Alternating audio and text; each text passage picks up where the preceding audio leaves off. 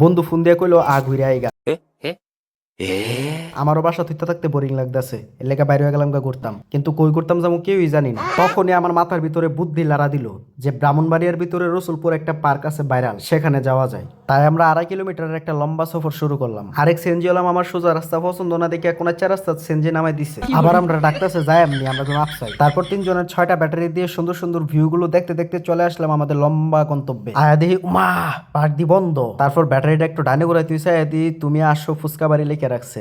এটা কি আমারই কইলো না কারি কইলো মাথায় ধরে না, ধর বাদ দে। এদিকে আবার বন্ধু কইতেছে আমারও একটু ভিডিও কর, ভিডিও করার শক্ত না, নে দিলাম। যাই হোক, একটু সামনে গিয়া দেখি এটা হলো বিলজিলের মাঝখানে ছোট্ট একটা রেস্টুরেন্ট কাপলরার লেগিয়া। তবে মনে কষ্ট পাইলাম আমরা সিঙ্গেল দিকে, আমরা এনে ঢুকতে দিল না।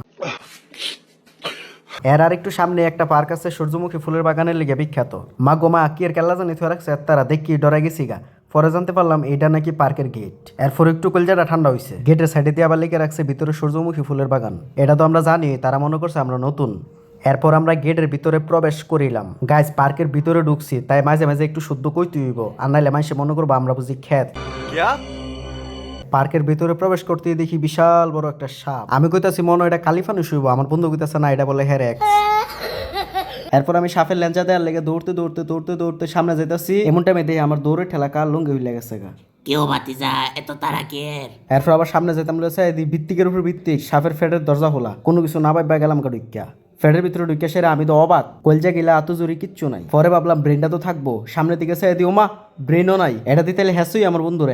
যাই হোক, তারপর ভিতরে চারিদিকে ঘুরে ঘুরে দেখলাম, অনেক কিছু এক্সপ্লোর করলাম, দেন বের হয়ে গেলাম। তারপর আবারও ফুল স্পিডে হাঁটা শুরু করলাম। হাঁটতে হাঁটতে হাঁটতে হাঁটতে একটু সামনে এসে দেখি এই হলো সেই সাপের লেজ। দেখেন কত বিশাল বড় জ্যান্ত সাপ, থকু মরা সাপ। পরে একটু সামনে যাই দিয়ে সুন্দর সুন্দর কয়েকটা টেবিল থুয়ে রাখছে, ভাবদাসি এডিট বমুনে আবার টিয়া লাগে। গভীর চিন্তা কইরা পরে মনে করলাম যে থাকবোই তামনে জায়গা যাইতাম গা লইছি। এমন টাইমে এক বন্ধুর লোকে দেখা হয়েছে, হ্যাঁ আবার মায়ালয়ে ঘুরতে আইছে। হ্যাঁ আমারে দিয়ে পাত্তই দিল না। একটু সামনে গিয়ে দেখে একটা ট্রেন পরে রয়েছে, ভাবলাম এটার একটা ডাব্বা চুরি করে লয়ে গেলে তো এটা বেচে আমি বড় লোক হয়ে যেতাম গা। এমন টাইমে বন্ধু ডাক্তার করতেছে তোর শরীর অভ্যাসটা এখনো গেল না। আমি করলাম তুই কেমনে বুঝলি? হ্যাঁ তোর সাওয়ার স্টাইল দেখলে আমি বুঝি।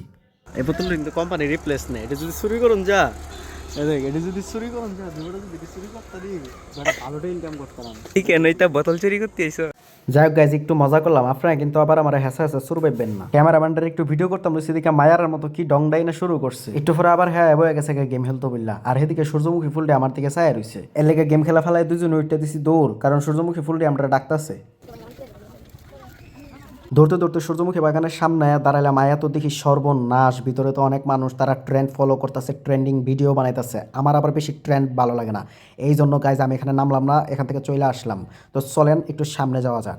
আবারও শুরু করলাম জোরে হাঁটা, হাঁটতে হাঁটতে হাঁটতে হাঁটতে হাঁটতে হাঁটতে হাঁটতে হাঁটতে একটু সামনে আইসা দেখে একটা নিরিবিলি জায়গা আছে। আমার আবার নিরিবিলি জায়গা অনেক ভালো লাগে, যেখানে মানুষ কম থাকে। পরে দিয়ে সামনে ছোট একটা সূর্যমুখী ফুলের বাগান, পরে এটার লোকে বই একটু ভিডিও করলাম, কারণ বাগানটা কিউট লাগতেছিল। এরপর আমরা কয়েকটা ছবি তুললাম আর সিনেমাটিক ভিডিও করলাম। এরপর আর কি আমরা বাইর জায়গা। সবাই ভালো থাকেন, আল্লাহ হাফেজ। লাইকটা দিন কিন্তু।